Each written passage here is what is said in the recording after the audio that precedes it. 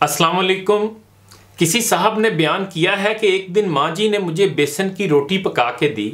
मैंने 2 रोटियां खाईं और साथ लस्सी पी।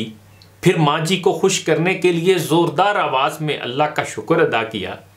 माँ जी ने मेरी तरफ देखा और पूछा, ये क्या किया तूने? मैंने कहा, माँ जी शुक्र अदा किया अल्लाह का। कहने लगी, पुत्रा ये कैसा शुक्र है? 2 रोटियां तुझे दी, तू खा गया, ना तू बाहर झांका, ना पास पड़ोस की खबर ली कि कहीं कोई भूखा तो नहीं। ऐसे कैसे शुक्र? पुत्रा रोटी खा के लफ्जों वाला शुक्र तो सब करते हैं, अपनी रोटी किसी के साथ बांट कर शुक्र नसीब वाले करते हैं। अल्लाह को लफ्जों से खुश करना छोड़ दे, अमल पकड़ पुत्र।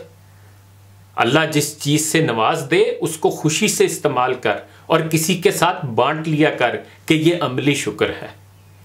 ये खूबसूरत बात पढ़कर मेरे जहन में मारूफ दानिश्वर मरहूम एहसान दानिश का उनकी किताब जहाने दानिश में दर्ज वो वाकया याद आ गया जो मरहूम सईद राशिद ने अपनी किताब किरदार की किरणें में बयान करते हुए लिखा है कि ईमान की बहुत सी निशानियां हैं।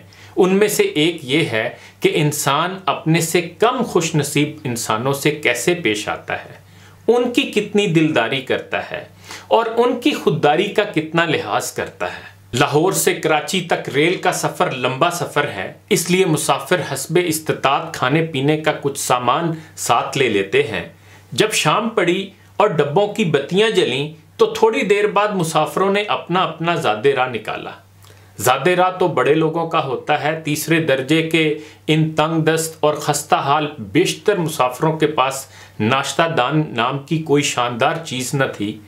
किसी ने रुमाल में कुछ बांधा हुआ था, किसी ने पुराने अखबार में कुछ लपेटा हुआ था। इतने में एक कोने में बैठे मजदूर किस्म के एक आदमी ने अपनी पोटली खोली। उसमें 2-4 रोटियां थीं और प्याज की एक गट्ठी। साथ में जो शहरी बाबू बैठा था, भूख तो उसे भी लगी थी। उसने अपनी किताब बंद की और चाहा कि अपनी टोकरी में से अपना सामान निकाले। उसके पास गंदम के आटे की रोगनी रोटियां और आलू का भुर्ता था। उसे फौरन ख्याल आया कि मेरा खाना इस साथी से बेहतर है, मैं इसके सामने खाऊंगा तो इसका दिल मैला होगा। इसलिए भूख के बावजूद चुप रहा और अपना खाना ना निकाला। फिर दोनों में ये बातें हुई। पहला मुसाफिर दूसरे को कहने लगा, लो भाई बिस्मिल्लाह खाना खाओ।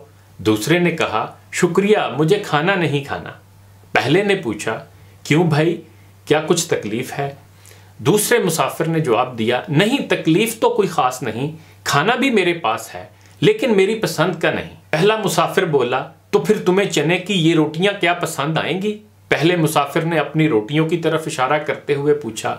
दूसरे मुसाफिर ने कहा, दरअसल जब मैं लाहौर से चला तो मेरे दोस्त ने शौक में आकर रोगनी रोटी और आलू का भुर्ता मेरे साथ कर दिया और मेरा पेट कुछ ठीक नहीं। पराठों से बेहतर तो तुम्हारी रोटी है। इस पर पहले मुसाफिर ने कहा, अगर तुम ये सूखी रोटी खाना पसंद करो तो शौक से खा लो, और हंसकर कहा, मुझे तुम्हारे पराठे आलू से इनकार नहीं।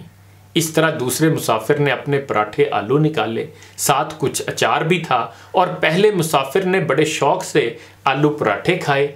दूसरे ने उसी रग़बत से चने की खुश्क रोटी प्याज से खाई। तीसरे मुसाफिर ने अपनी सुराही से पानी पेश किया।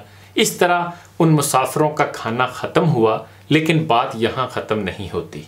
दूसरे मुसाफिर को अपना बेहतर खाना निकालते वक्त जो झिझक महसूस हुई, अपने से गरीब तर मुसाफिर के एहसासे खुदी को मजरूर ना करने का जो ख्याल उसके दिल में पैदा हुआ, इसी का नाम तकवा है।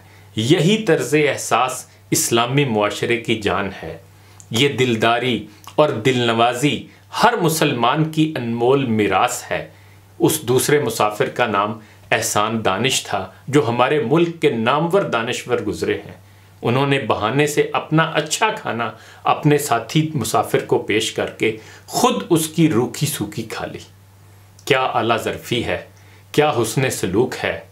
असलाफ की याद ताज़ा कर दी इस वाक़े ने। इकबाल ने कहा था, मुसलमान के लहू में है सलीका दिल नवाजी का, मुरव्वत हुस्न आलमगीर है मर्दान गाजी का।